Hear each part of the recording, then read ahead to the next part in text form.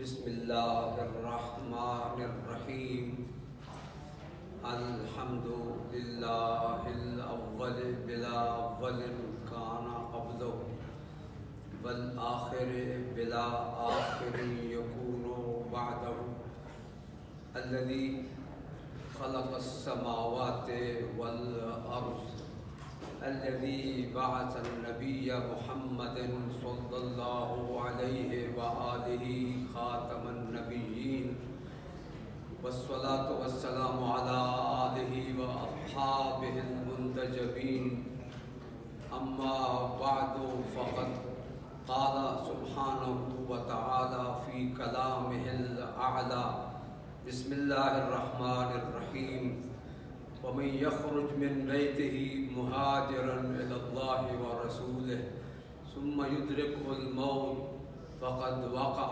أجره على الله وكان الله غفورا رحيما صدق الله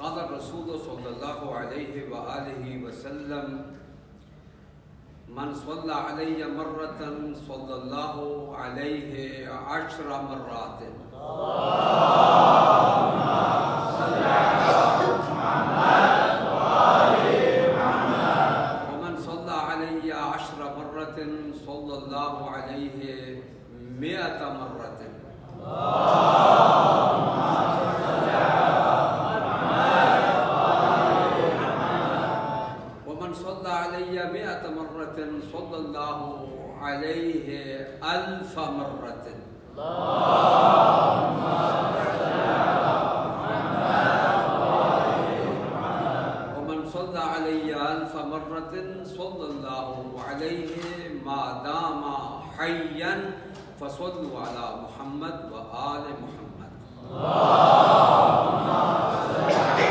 محمد وآل محمد سب سے پہلے مرحوم و مغفور حجت الاسلام مولانا سید ناظم عباس ابن سید محمد اسلم رحمۃ اللہ علیہ کی روح کو ہدیہ کرنے کے لیے سورہ فاتحہ کی تلاوت فرمائیں۔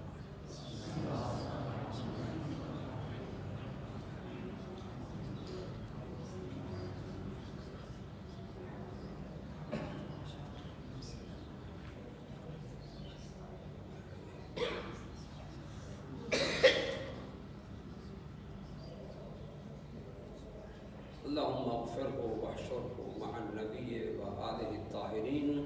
ان کی بلندی درجات کے لیے بلند آواز سے صلوات پڑھیں۔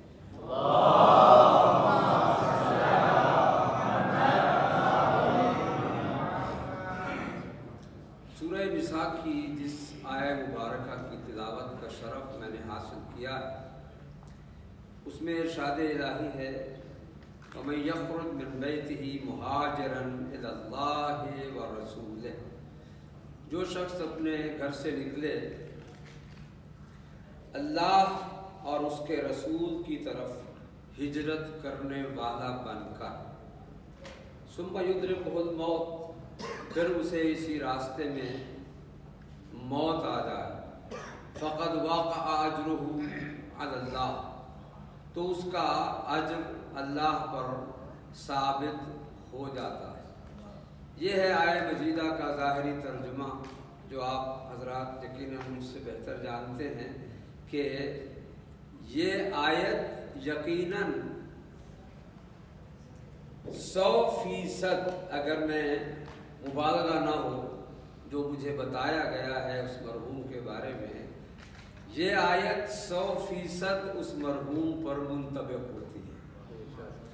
وہ اپنے گھر سے اللہ اور رسول کی طرف ہجرت کرنے والا بن کر نکلے اور یہاں آئے علم حاصل کرنے کے لیے، تو یہ حصول علم کا جذبہ اور یہ حصول علم کا ہدف جو تھا، اللہ نے انہیں اسی راستے میں موت جب آئی تو اپنے ہاں اجر جو اللہ کے نزدیک ایسی شخصیت کے لیے اجر معین ہے وہ ثابت ہو گیا، اور یقیناً وہ اب ان ہستیوں کی محفل میں ہیں کہ جن ہستیوں کے لیے اللہ نے پوری کائنات کو خلق فرمایا۔ محمد وعلى محمد صلوات۔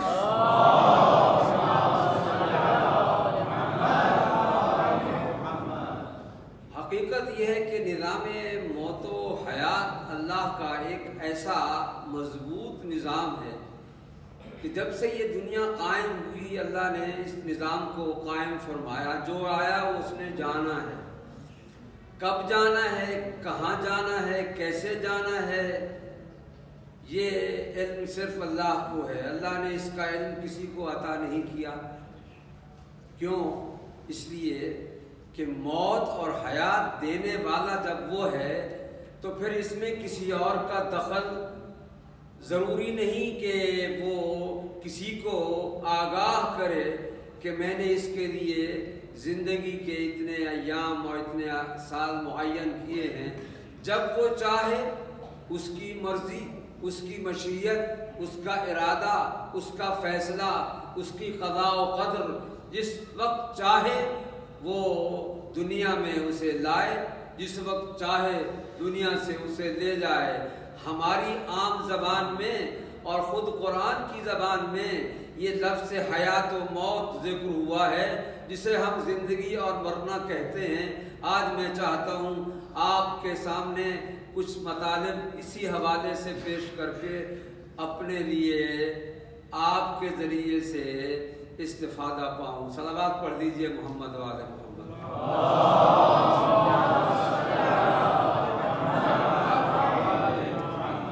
میں سمجھتا ہوں کہ تصحیح مفاہیم کی ضرورت ہے۔ ہمارے ہاں عام طور پر موت کو عدم اور حیات کو وجود سمجھا جاتا ہے۔ موت یعنی نہیں ہے، ختم ہو گیا، اور حیات زندگی یعنی وہ ہے، موجود ہے، وجود ہے اس کا۔ وجود و عدم کا یہ سلسلہ جو عام طور پر ذہنوں میں مفہوماً آتا ہے یہ درست نہیں ہے، اس لیے کہ یہ جو میں نقطہ آپ کے سامنے عرض کرنا چاہتا ہوں یہ یقیناً قابل غور ہے کہ اللہ اگر یہ موت عدم ہوتی تو کوئی شے، یقیناً آپ مجھ سے بہتر جانتے ہیں اور فلسفہ میں یہ بات واضح ہے کہ عدم قابل تخلیق نہیں ہے، وجود قابل تخلیق ہوتا ہے، عدم قابل تخلیق نہیں ہے۔ عدم میں تخلیق کی وہ صلاحیت پائی ہی نہیں جاتی، جبکہ اللہ کہتا ہے الذی خلق الموت والحیات لیبلوکم ایکم احسن عملا۔ اس نے موت کو پیدا کیا، اس نے زندگی کو پیدا کیا، مگر یہاں یہ ترتیب بتا رہی ہے کہ زندگی بعد میں پیدا ہوئی، موت پہلے پیدا ہوئی، اور موت خلق ہوئی ہے، موت مخلوق ہے، عدم مخلوق نہیں ہو سکتا ہے۔ یہ بات طے ہے کہ عدم مخلوق نہیں۔ اب موت کیا ہے؟ موت کے حوالے سے اور زندگی کے حوالے سے میں عام طور پر یہ بات بیان کرتا رہتا ہوں کہ موت اور زندگی میں جو فرق ہے وہ یہ ہے کہ زندگی روح کے جسم سے ملنے کا نام ہے۔ جسم ہوتا ہے، بنتا ہے، لیکن جب تک روح نہ آئے اس وقت تک وہ حرکت نہیں ہوتی اور وہ کمال نہیں پاتا۔ روح کا جسم سے ملنا زندگی کہلاتا ہے، اور روح کا جسم سے جدا ہونا یہ موت کہلاتا ہے۔ ایسا ہے کہ نہیں ہے؟ جب انسان سے روح جسم سے ملتی ہے تو انسان کو کہا جاتا ہے یہ زندہ ہے، اور جب یہ روح جدا ہو جاتی ہے تو کہا جاتا ہے کہ یہ مر گیا۔ اب یہاں پر میں آپ کی خدمت میں عرض کر دوں، آپ یہاں پر رہتے ہیں اور مجھ سے بہتر جانتے ہیں کہ ملنے کو وصل کہتے ہیں اور جدا ہونے کو فصل کہتے ہیں۔ اب یہاں پر یہ بات واضح ہو گئی کہ اگر روح جسم سے وصل کرتی ہے تو زندگی ہے، روح जिस्म से फसल करती है तो मौत है। तो यहाँ बात समझ में आ गई कि हम क्यों बिला फसल के कायल हैं। हम जिंदगी चाहते हैं, मरना नहीं चाहते, इसलिए कि जो आले मोहम्मद की मोहब्बत दिल में लेकर आता है वो मरता नहीं है, हमेशा जिंदा रहता है।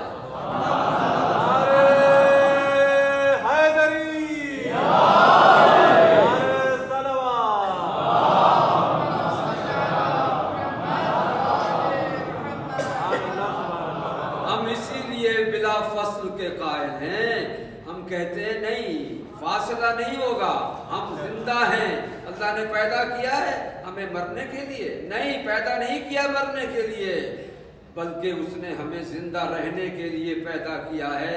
हम ये समझते हैं कि रूह गई तो हम मर गए, नहीं, ये तो मौलाए कायनात अमीरुल मोमिनीन अली इब्न अबी तालिब अलैहिस्सलाम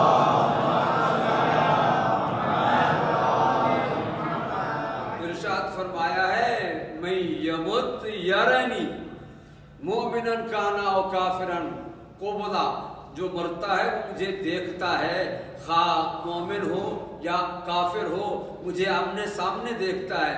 तो देखने वाला मुर्दा होता है, जो देखता है उसकी आंखें काम कर रही होती हैं। मौला फरमाते हैं वो मुझे देखता है, और जब वो देखता है तो उसके बाद हजरत इमाम जाफर सादिक अलैहिस्सलाम का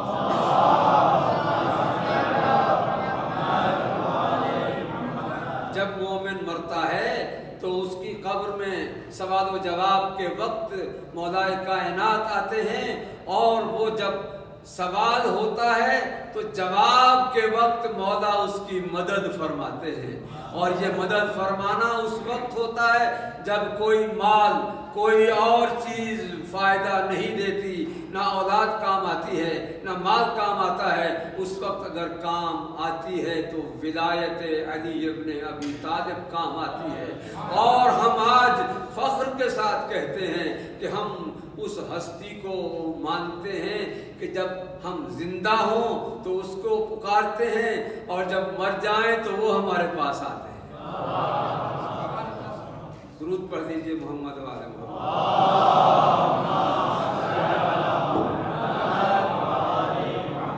और ये जिंदगी और मौत का निज़ाम जो है ये है क्यों? तबारकल्लज़ी बियदिहिल मुल्क व हुवा अला कुल्लि शैइन क़दीरुल्लज़ी खलक़ल मौत वल हयात लियब्लुवकुम अय्युकुम अहसनु अमला।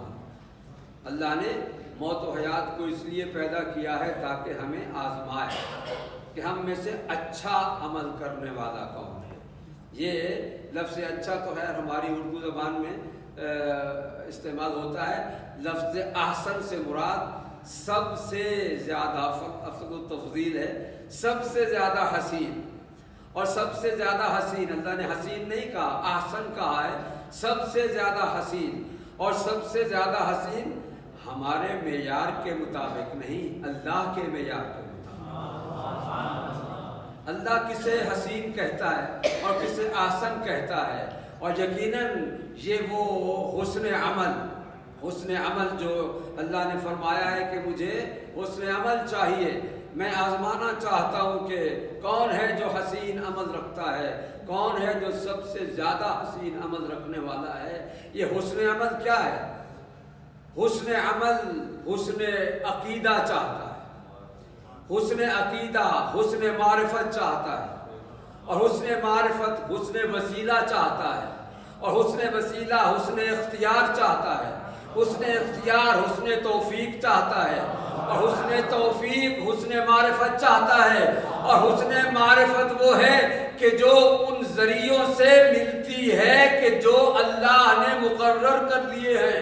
अगर उन ज़राए से हटकर मारिफत इलाही हासिल करना चाहे तो वो गुमराही के सिवा कुछ नहीं मिलता है। अगर उन रास्तों को अपनाए कि जो अल्लाह ने अपनी मारिफत के लिए मुअय्यन कर दिए हैं तो अल्लाह कहता है इसी में मेरी रज़ा है। और अगर तुम समझते हो कि ये हसीन है, मुझे हसीन नहीं चाहिए, मुझे आसन चाहिए, परवरदिगार आसन को तो हम जानते ही नहीं हैं, आसन क्या होता है? अल्लाह का जवाब आएगा میں نے احسن کے لیے الفاظ نہیں بنائے ہیں، شخصیات کو پیدا کیا ہے۔ ایسی شخصیات ہیں جو بولتی ہیں تو وہ میں کہتا ہوں یہ میں بولتا ہوں، وہ کرتی ہے کچھ تو میں کہتا ہوں میں نے کیا ہے، وہ اٹھتے ہیں تو میں کہتا ہوں میں اٹھا ہوں، وہ سوتے ہیں تو میں کہتا ہوں میں سویا ہوں، اور وہ یہاں تک ہے کہ وہ چاہتے ہیں تو اللہ کہتا ہے یہ نہیں چاہتے بلکہ میں چاہتا ہوں۔ وہ ہستیاں احسن، ان ہستیوں کے وجود کی ہر حرکت کو اللہ احسن کہتا ہے، اس لیے کہ ان کے وجود کی ہر حرکت میں رضائے الہی مقصود ہوتی ہے، ان کی ہر حرکت و سکون میں۔ آپ دیکھیں یہاں پر جو میں نے آیت کی تلاوت کا شرف حاصل کیا ہے، مہاجرن الی اللہ، ہجرت کرنے والا بن کر جو گھر سے نکلتا ہے تو وہ ہجرت ہے کیا؟ ہجرت در حقیقت ایک جگہ کو چھوڑ کر دوسری جگہ آنا مکانی ہجرت، ایک وقت کو چھوڑ کر دوسرے وقت میں جانا زمانی ہجرت ہے، اور ایک وہ ہے کہ جو اعتقادی ہجرت ہے۔ اعتقادی ہجرت کو پیغمبر اسلام حضرت محمد مصطفیٰ صلی اللہ علیہ وسلم اپنی اس ہجرت کے ذریعے سے ہمیں اس کا نمونہ بتایا کہ دیکھیں ہجرت ایسی ہوتی ہے جو اعتقادی ہجرت ہے، ورنہ پیغمبر اسلام کو مکہ چھوڑنا آسان نہیں تھا ان کے لیے، مگر چھوڑا کس لیے؟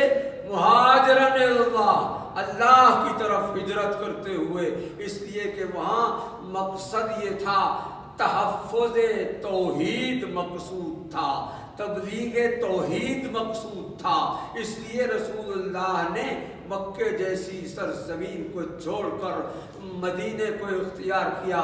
مگر اس ہجرت میں کیا ہوا؟ اس ہجرت میں ایک ایسا عمل واقع ہوتا ہے جو ہمارے عقیدے کی بنیاد بن جاتا ہے، اور وہ کیا ہے؟ اللہ کے رسول نے، اللہ ماشاءاللہ سب خطبہ ہیں اور یہ بیان کرتے رہتے ہیں، اللہ کے رسول نے ہجرت کے وقت سب سے پہلا کام یہ کیا کہ اپنے ولی کو، اپنے وصی کو، اپنے بھائی کو، اپنے دوست کو، اپنے نائب کو بلا کر کہا یا علی مکے میں خطرہ ہے، میں جا رہا ہوں، تم میری جگہ سو جاؤ۔ اب یہاں یہ بات واضح ہے کہ اگر ہم میں سے کوئی ہوتا تو یہ کہتا عجیب دوستی اور محبت ہے، خطرے میں ہمیں سلا کے جا رہے ہیں، مگر وہ کہنے والا نبی تھا اور جسے کہا جا رہا تھا وہ علی تھا۔ عرض کرتے ہیں یا رسول اللہ بس یہ فرما دیجئے اگر میں سو جاؤں آپ بچ جائیں گے؟ پیغمبر نے فرمایا ہاں یا علی اگر تم سو جاؤ تو میں بچ جاؤں گا۔ یہاں پر پیغمبر نے ایک ایسا عمل کیا ہے جو آج کے بدبودار ذہنوں کو جواب ملتا ہے اس عمل سے، جو ہماری شبیہوں پر اعتراض کرتے ہیں۔ میں کہتا ہوں دیکھیے پیغمبر اسلام نے اپنی زندگی میں سب سے پہلی اور آخری شبیہ بنائی، اپنی شبیہ بنائی علی کو، بستر پہ لٹایا، اپنی عبا اڑائی، اپنا امامہ رکھا، اپنا عصا رکھا، اپنی نالین ساتھ رکھی۔ کیوں؟ تاکہ دیکھنے والا یہ سمجھے یہ محمد سو رہا ہے۔ تو میں کہتا ہوں جو اصل ہو اگر اس کی نقل بنایا جائے اسے تو ہم شبیہ کہتے ہیں، اور شبیہوں پر اعتراض کرنے والوں کو معلوم ہو جانا چاہیے یہ بدعت نہیں ہے، سنت مصطفیٰ ہے۔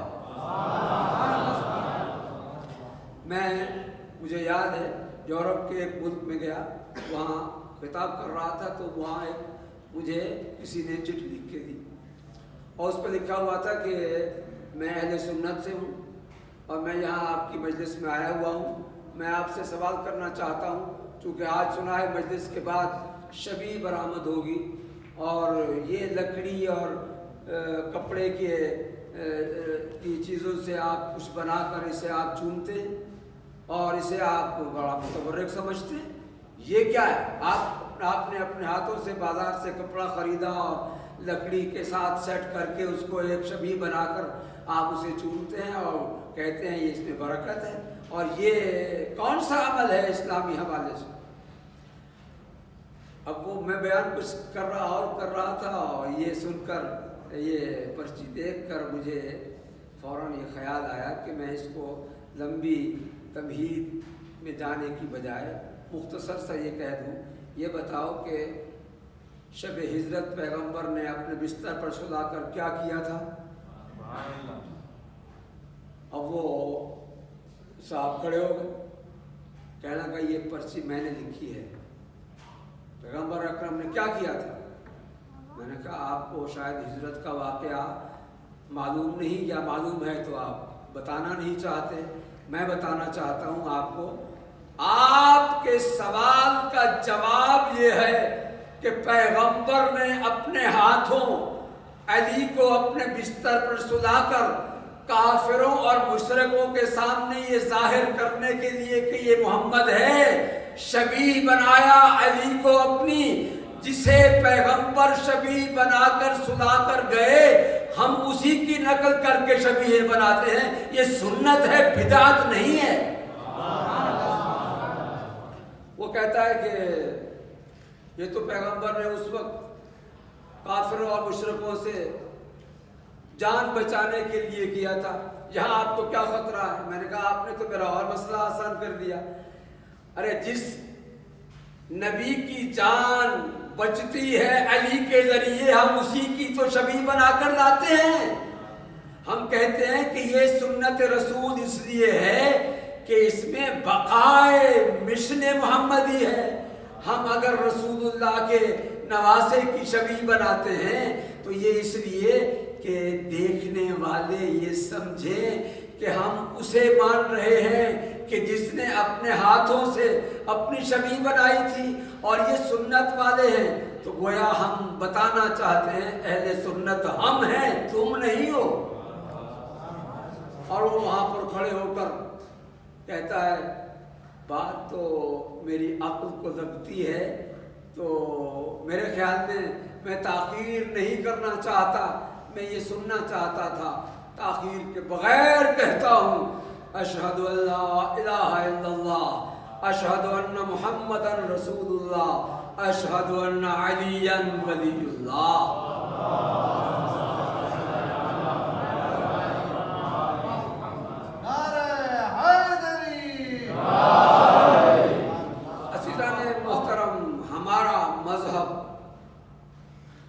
ہمارا عقیدہ، اس کی بنیاد دو ہی چیزیں ہیں، یا قرآن ہے یا سنت رسول۔ جو عقیدہ جیسے امام جعفر صادق علیہ السلام فرماتے ہیں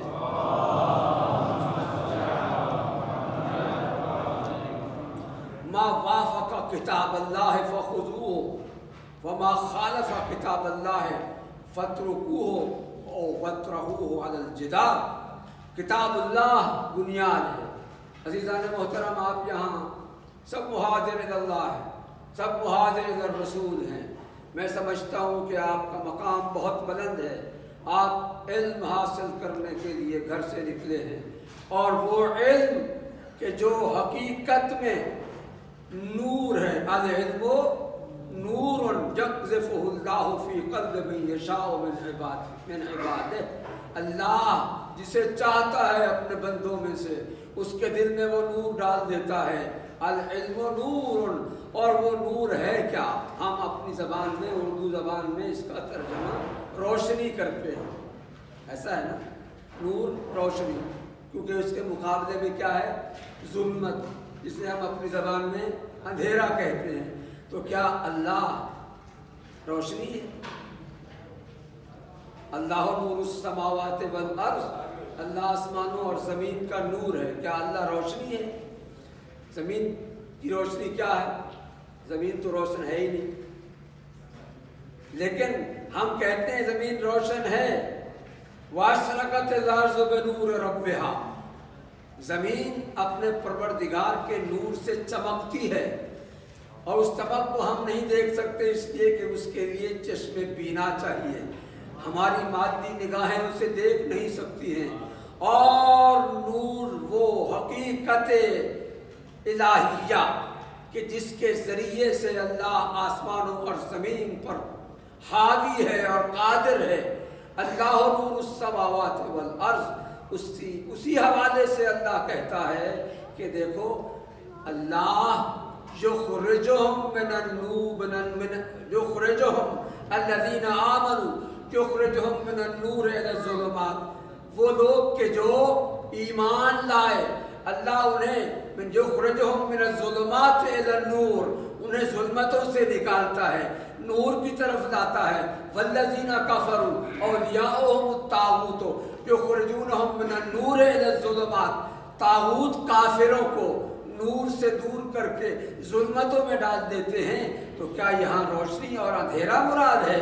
ایسا نہیں ہے، بلکہ نور سے مراد وہ حقیقت ہے کہ جو اللہ صاحبان ایمان کو عطا کرتا ہے، اور وہ کافر کہ جو کافروں کو، اپنے ماننے والوں کو وہ طاغوت اس نور سے دور کر کے ظلمتوں میں ڈال دیتے ہیں، اس سے مراد اندھیرے نہیں ہیں دوستو، وہ نور حقیقت ہے، یہ ظلمتیں اس سے مقابل میں ہیں۔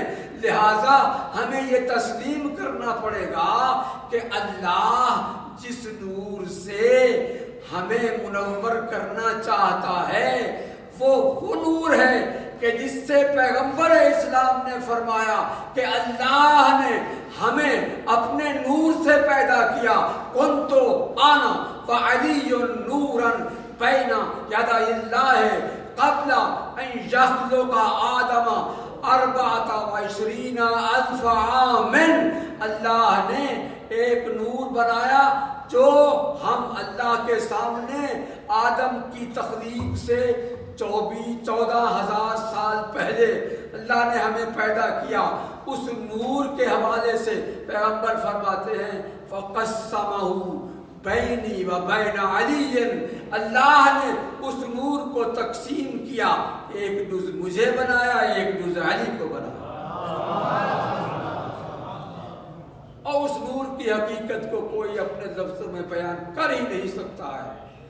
دنیا جتنی تعریفیں کرتی رہے، نور کی حقیقت کو کوئی نہیں سمجھ سکتا۔ آج ہم یہ کہتے ہیں کہ نور وہ حقیقت الہیہ ہے کہ جس کی اصل سے کون پیدا ہوا؟ وہ پیدا ہوا جو کہتا ہے آنا وعلی من نور واحد، میں اور علی ایک ہی نور سے ہیں، ہم مولا کائنات کی بارگاہ میں بیٹھے ہیں اور اس نور سے منور ہونے کی کوشش کر رہے ہیں۔ میں سمجھتا ہوں آپ خوش قسمت ہیں کہ آپ یہاں نور علم علی سے منور ہونے کے لیے اپنے گھروں سے آئے ہیں۔ اور یاد رکھیے، جو شخص طہارت قلب کے ساتھ اس فضا میں سانس لیتا ہے، اللہ اس کا یہ سانس لینا بھی عبادت قرار دیتا ہے۔ اور یہ وہ ماحول ہے، یہ وہ فضا ہے کہ جس میں فرشتے آ کر آپ کے قدموں کے نیچے پر بچھاتے ہیں۔ آپ صاحبان علم، آپ علم حاصل کرنے کے مشتاق بن کر یہاں آئے، اللہ نے فرشتوں کو حکم دیا ہے جاؤ اس کے قدموں کے نیچے اپنے پر بچھاؤ، تاکہ وہ جتنی دیر تک چلتا رہے تمہارے پروں میں نورانیت آتی رہے۔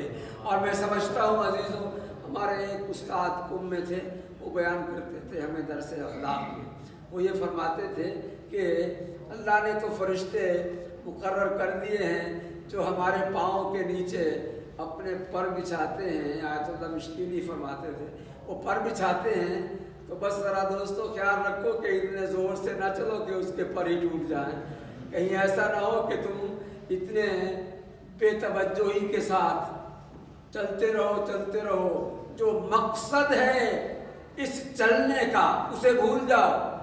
عزیزوں، میں آپ کی خدمت میں یہ طرز جملہ ضرور کہنا چاہوں گا، آپ میں سے ایک میں ہوں، میں بھی ایک طالب علم ہوں اور اتنا طالب علم ہونے کے حوالے سے آپ تو ماشاءاللہ آپ سب کا مقام مجھ سے بہت بلند ہے، میں ایک ادنا طالب علم ہونے کے حوالے سے آپ سے یہ عرض کروں گا کہ میں ہمیشہ جب بھی یہاں آتا ہوں مجھے کچھ چیزیں وہ جو ناگوار ہیں وہ دیکھنے کو ملتی ہیں، اور وہ یہ کہ بعض حضرات، بعض طلباء جو طلباء ہیں، بعض طلباء ان میں سے ایسے ہیں کہ جو اپنے مقصد کو بھولے ہوئے، وہ اپنے اوقات کو نعمت الہی نہیں سمجھتے ہیں۔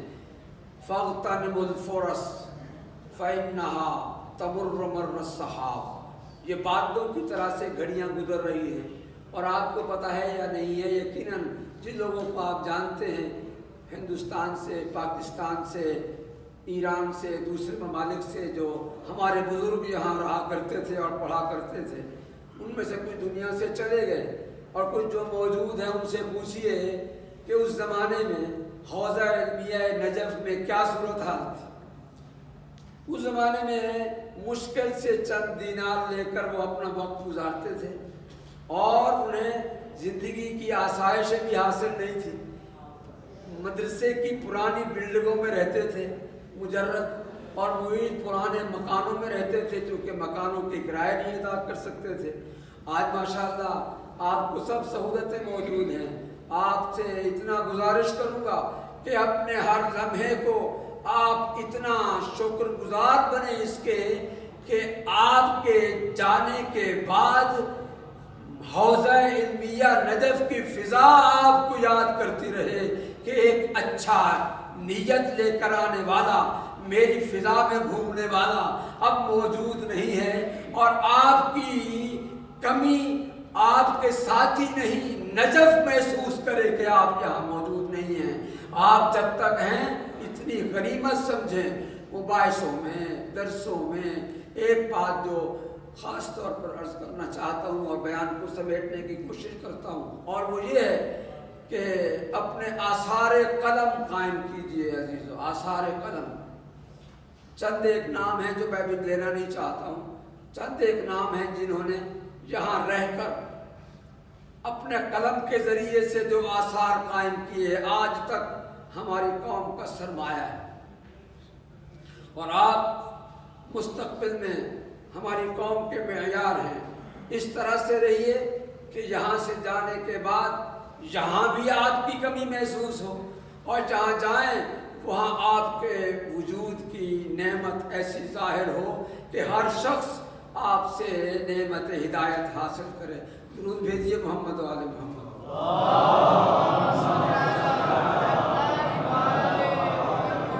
تو میں عرض کر رہا تھا کہ ہم یہاں آئے ہیں علم حاصل کرنے کے، علم کے درجات جتنا علم حاصل ہو جائے، اور ہم اس ہستی کے شہر میں آئے ہوئے ہیں۔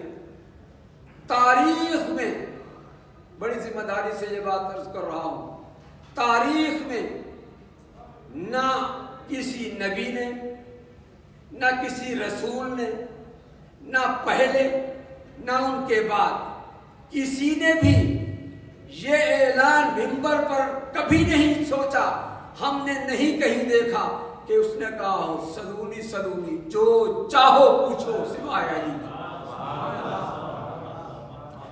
اب ظاہر ہے ایک شخص نے، جس کا نام بھی شاید میں لینا اس لیے نہیں چاہتا ہوں کہ ہمارے جذبات کو ٹھیس پہنچتی ہے جب اس کا نام آتا ہے، تو اس منحوس نے پوچھا یا علی یہ بتائیے کہ میری جیب میں کیا ہے؟ امیر المومنین ایک مرتبہ مسکرا کر اس کی طرف دیکھ کر فرماتے ہیں اگر اس کا جواب سب کے سامنے بتا دوں تو کسی کے سامنے منہ دکھانے کے قابل نہیں رہے گا۔ وہ کہتا ہے یا علی بتائیے میری جیب میں کیا ہے؟ مولا کائنات جواب میں ارشاد فرماتے ہیں کہ پھر مجھے یہ بتانا پڑے گا کہ یہ جو کوئی تیری جیب میں ہے تو نے کہاں سے چرایا ہے، اور پھر یہ بھی بتانا پڑے گا کہ یہ اس کا اصل مالک کون ہے، چاہتے ہو بتاؤں؟ وہ کہتا ہے یا علی اتنا ہی کافی ہے۔ بس وہی تھا جس نے باہر جا کر کہا اگر علی نہ ہوتے تو میں ہلاک ہو جاتا۔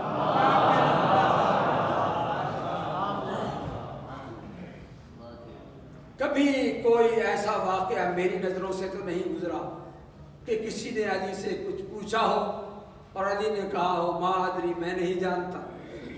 جس نے جو پوچھا مولا کائنات نے بتایا۔ چنانچہ ایک مرتبہ ایک شخص کھڑا ہو گیا مولا کائنات کی مجلس میں اور کہتا ہے کہ یا علی یہ بتائیے جبریل کہاں ہے؟ امیر المومنین مسکرا کے فرماتے ہیں کہ جبریل کہاں ہے، یہ سوال کر رہا ہے تو امام نے آسمان کی طرف نگاہ کی، امام نے دائیں دیکھا، امام نے بائیں دیکھا۔ یہ کس کا جملہ میں بیان کر رہا ہوں؟ جو رئیس الواعظین مولانا ابن حسن نونہروی رحمۃ اللہ علیہ، جنہوں نے واعظین کو درس دیا، درسگاہ مہیا کی لکھنؤ میں، ان کا یہ جملہ ہے جو میرے والد صاحب نے مجھے بتایا۔ وہ یہ فرمایا کرتے تھے کہ مولا نے آسمان کو دیکھا، زمین کو دیکھا، دائیں دیکھا، بائیں دیکھا، جب پوری نگاہ کر لی کائنات کے گوشہ و کنار پر، تو اس وقت امیر المومنین فرماتے ہیں اے سوال کرنے والے، میں نے پوری کائنات کا جائزہ تو دے دیا ہے، میں نے جبریل کو کہیں نہیں پایا، کیا تو ہے یا میں ہوں؟ میں تو نہیں ہوں، بل لگتا ہے جبریل تو ہے۔ تو اس نے کہا یا علی انا جبرائیل، میں ہی جبرائیل ہوں، مجھے فرشتوں نے بھیج کر یہ سوال کرنے کا کہا ہے۔ چاہو علی جو کہتے ہیں جو چاہو پوچھو، ذرا پوچھ کے تو آؤ جبریل کہاں ہے؟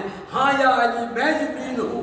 آپ کے اس جواب نے میرے فرشتوں کی آنکھیں کھول کر یہ ثابت کر دیا ہے، جس طرح اہل زمین کہتے ہیں انکا ولی اللہ، ہم ملائکہ بھی کہتے ہیں یا علی انکا ولی اللہ۔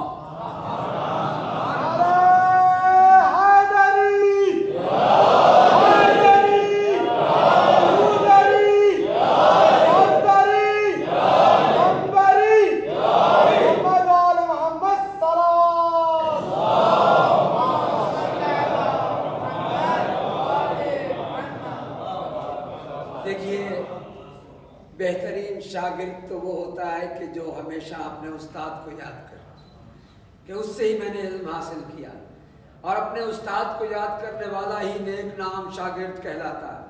اور پھر جب استاد مصطفیٰ ہو اور شاگرد مرتضیٰ ہو، وہ یہ کہتے ہیں علمنی رسول اللہ الف باب من العلم ینفتح من کل باب الف باب، مجھے میرے استاد مصطفیٰ نے 1000 باب علم کے پڑھائے ہیں، ہر باب سے 1000 باب نکلتا ہے۔ انی اعلم طرق السماوات من طرق الارض، آسمانوں کے راستوں کو زمین کے راستوں سے بہتر جاننے والا علی ممبر پر یہ کہہ رہا ہے۔ تاریخ بتاتی ہے کہ کسی نے بھی علی کے اس اعلان پر اعتراض نہیں کیا، بلکہ قبول کر کے یہ بتایا کہ جو کچھ آپ کہہ رہے ہیں سچا استاد تھا تو سچا شاگرد۔ صلوات پڑھتے محمد۔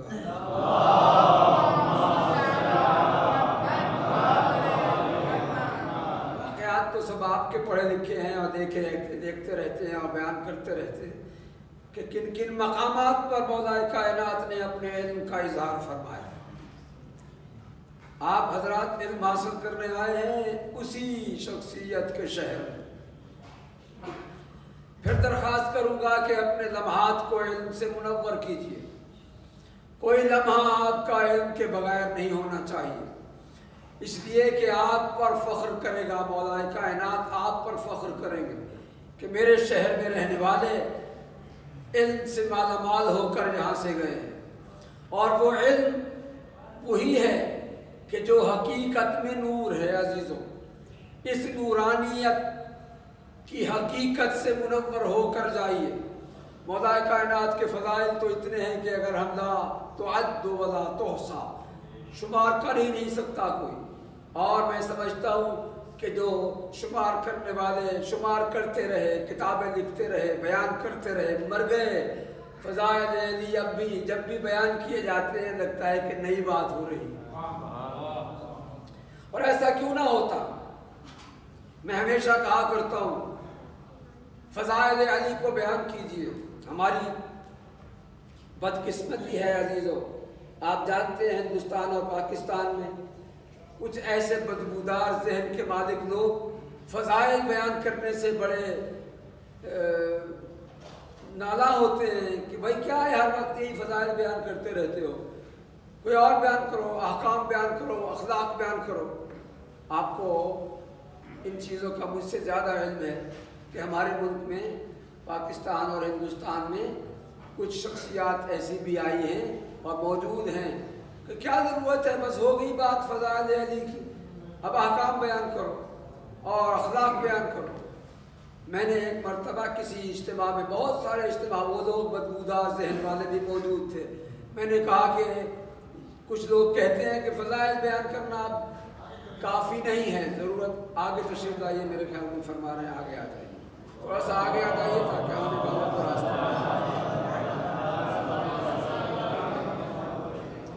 صلو علی محمد و آل محمد۔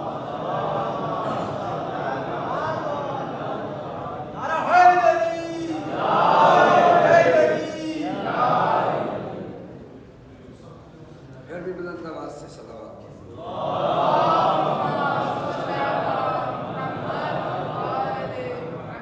کہنے لگے جی احکام بیان کیجئے، اخلاق بیان کیجئے، ہر وقت فضائل علی بیان کرتے رہتے ہیں، آپ کو نہ کوئی احکام آتے ہیں نہ اخلاق آتے ہیں۔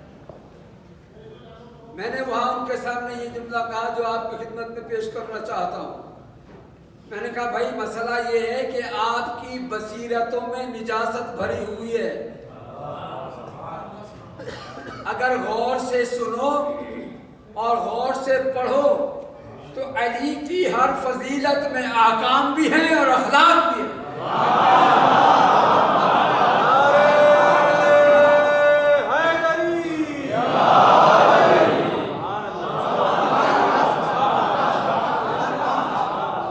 میں نے ان سے کہا کہ اس کی مثال دیتا ہوں، صرف بیان نہیں ہے، دعویٰ نہیں ہے، دلیل پیش کرتا ہوں۔ مولا کائنات نے حالت رکوع میں زکوٰۃ دے کر بتایا کہ علی محافظ نماز بھی ہے، محافظ زکوٰۃ بھی ہے۔ درس دیا جا رہا ہے نماز کا بھی اور زکوٰۃ کا بھی، اور اس کے بعد میں نے کہا آپ اخلاق کی بات کرتے ہو، آپ دیکھو جو اخلاق مولا کائنات کے فضائل میں ملتا ہے وہ علی کہ جو اتنی بلندیوں پر پہنچ کر لوگوں نے اسے خدا کہنا شروع کر دیا، مگر علی نے کہا دیکھو خبردار مجھے خدا کہنا، خبردار مجھے خدا کہو، میں بندہ خدا ہوں، جس کو علی سجدہ کرتا ہے وہی خدا ہے۔ علی نے اپنے عبادتی عمل کے ذریعے اللہ کی توحید کا تعارف کروایا، اسے علی کہتے ہیں۔ میں نے کہا اخلاق کی بات کرتے ہو، پیغمبر اسلام نے فرمایا بعثت لأتمم مکارم الاخلاق، میں اخلاق کی بلندیوں کو واضح کرنے کے لیے یوں ہی کہوں مبعوث ہوا۔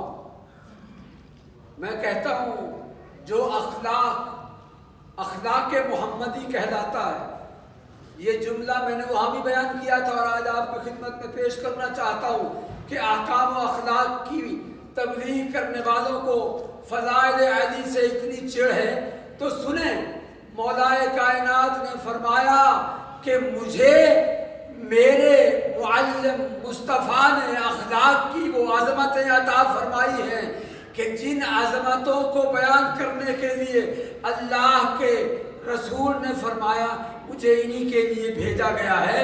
علی فرماتے ہیں وہ اخلاق کی عظمتیں ساری کی ساری میرے وجود میں جمع ہو گئی۔ کون سا اخلاق؟ اخلاق کسے کہتے ہیں؟ اخلاق کا معنی کیا ہے؟ خلق کی جمع ہے، اخلاق صفت، اخلاق خلق یعنی وہ عادات۔ میں کہتا ہوں کہ ذرا مولا کائنات کی زندگی کا مطالعہ کریں، مولا کی زندگی کی کون سی ایسی عادت تھی جس سے سیرت مصطفیٰ نہ جھلکتی ہو؟ اخلاق کی وہ بلندیاں کہ جو مکارم الاخلاق کہلاتی ہیں، وجود مرتضیٰ میں ایسی جمع تھی، جب بھی آتے حضور کی خدمت میں دو زانو بیٹھ جاتے، جیسے ایک شاگرد استاد کی بارگاہ میں بیٹھتا ہے، دو زانو بیٹھتے ہیں، اور اس وقت جو بھی آتا کوئی سوال کرتا تو پیغمبر اسلام علی کی طرف دیکھ کر کہتے یا علی اس کا جواب دو۔ اب علی جواب دینے سے پہلے کہتے یا رسول اللہ، استاد کے سامنے لب کشائی کرنا یہ میری جرأت نہیں ہے، اگر آپ حکم دیتے ہیں تو میں ادا کرتا ہوں، امتثال امر کرتا ہوں۔ پیغمبر اسلام کی بارگاہ میں اتنے تواضع کے ساتھ بیٹھنے والے کو علی کہتے ہیں۔ اخلاق علی، کردار علی، خلوت علی، جلوت علی، عبادت علی، زہد علی، اور پھر اس کے بعد میں سمجھتا ہوں بیان کے آخری جملے میں عرض کروں گا، آپ کی زحمتوں کو کم کرنے کے لیے اتنا عرض کرنا چاہتا ہوں عزیزوں، یہاں آپ کا چلنا یہ بتائے کہ یہ علی والا ہے، آپ کا بولنا یہ بتائے یہ علی والا ہے، کہنے دیکھنے والے کو پوچھنے کی ضرورت نہ پڑے کہ اس کا امام کون ہے، کون ہے، کس مذہب میں ہمارے ائمہ جیسی پاکیزہ ہستیاں پائی جاتی ہیں، بتائیے۔ وہ لوگ کہ جو دروازہ علی پر جھکتے تھے، ان سب کے چہرے تو اس وقت بے نقاب ہوئے جب پیغمبر نے فرمایا کون ہے کہ جو میری نصرت کو آئے، اٹھا تو صرف ابو طالب کا لال اٹھا، یہ بتانے کے لیے کہ یہ سارے وہ ہیں کہ جو کسی مقصد کے لیے آپ کے پاس بیٹھے ہیں، اور میں وہ ہوں جو آپ کے ذریعے اللہ کی رضا کے لیے آپ کے پاس بیٹھا ہوں۔ یہ قرآن مجید کی آیتیں تعارف اور شاعرانہ کلام نہیں ہے، وَمِنَ النَّاسِ مَن يَشْرِي نَفْسَهُ ابْتِغَاءَ مَرْضَاتِ اللَّهِ، یہ لفظ الفاظ ہی نہیں ہے، شاعرانہ گفتگو نہیں ہے۔ اللہ صفت بیان کرتا ہے کہ جو میری رضا کو حاصل کرنے کے لیے اپنے آپ کو بیچ دیتے ہیں، اور جب بیچنے والا علی ہو اور خریدار خدا ہو تو پھر مقام ہی کیا ہوگا۔